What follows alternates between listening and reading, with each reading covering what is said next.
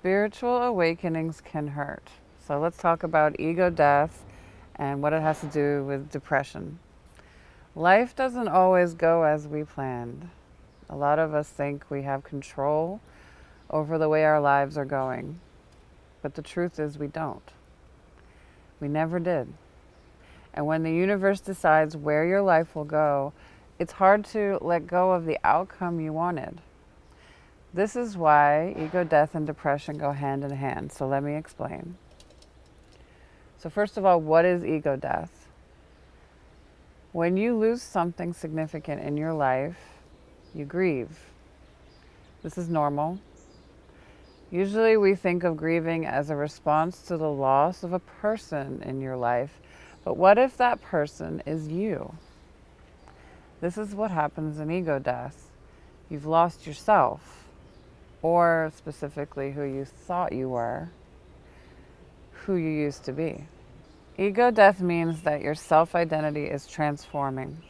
Instead of seeing yourself primarily as a physical human, you start to understand that you are pure consciousness. You have to say goodbye to that person who you once were. And you may realize that they were only an illusion all along. It can feel sad, like grieving a loss. It's a big realization. It can also feel confusing because you lose the attachment to many of the things you thought defined you as a person. You've only ever known your identity as related to relationships, possessions, achievements, interests, and status. In ego death, you have no point of reference for your identity because none of these things matter anymore. The ego loves ideals and romanticizes hopes. When you are letting them go, it's sad because you have to let go of hopes and dreams, which our society teaches us to cling to. How does this usually happen? The ego sometimes is forced to die by life's circumstances, and other times it happens spontaneously or when you're meditating a lot. It can be incredibly distressing and depressing because this process of letting go of all the things you thought made you happy is really hard. The universe may be pushing away all the things you thought you needed. It's a confusing time. Ego death and depression go hand in hand. Of course, what we call ego death is for your highest good. It's a spiritual experience to lose attachments to the hopes and desires you had about the material world. Love, relationships, material wealth, and social status are examples of things many of us become attached to during a lifetime. We think they define us or that they can be used to derive happiness for ourselves, but they are illusory because they are temporary. You don't take them with you when you die. The release of the ego means you realize what's truly important before you reach the time of death, when you're forced to.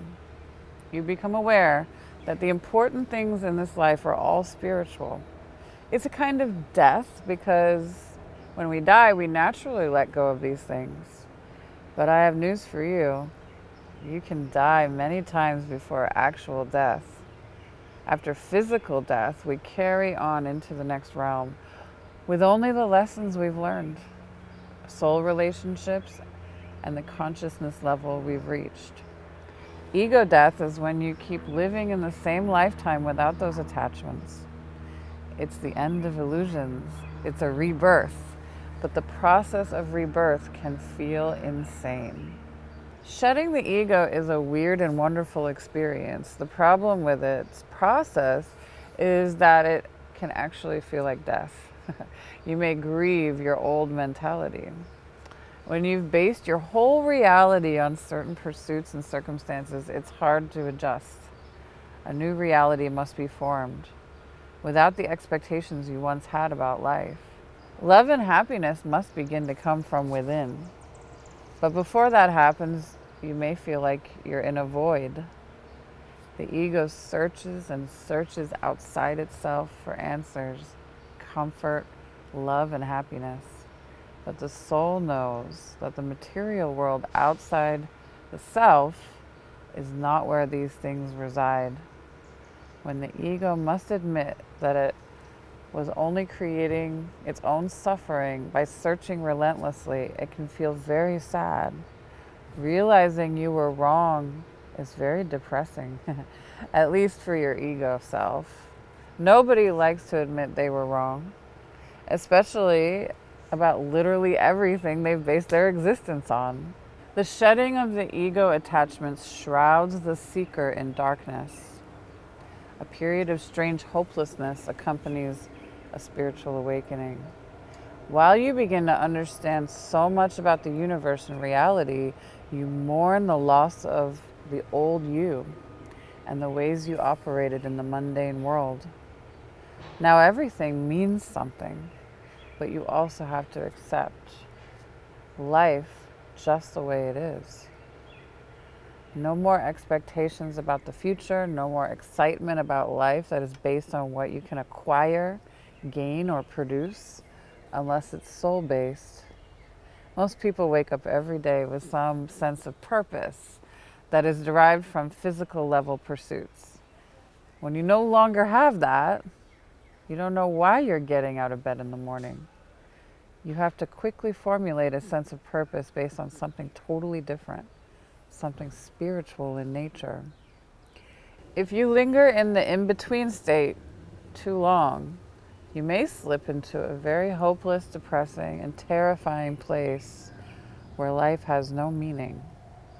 And trust me, you won't want to get out of bed, and you may not even want to be alive.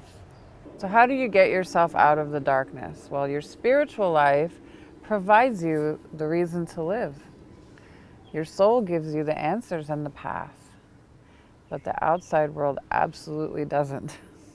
In fact, for the true seeker, the outer path often becomes extremely challenging, forcing an inner sense of trust despite all hopelessness on the physical plane. This can be a very lonely and sad path if you haven't fully stepped out of your ego mind. If you're headed into this dark direction, know this: depression is a choice.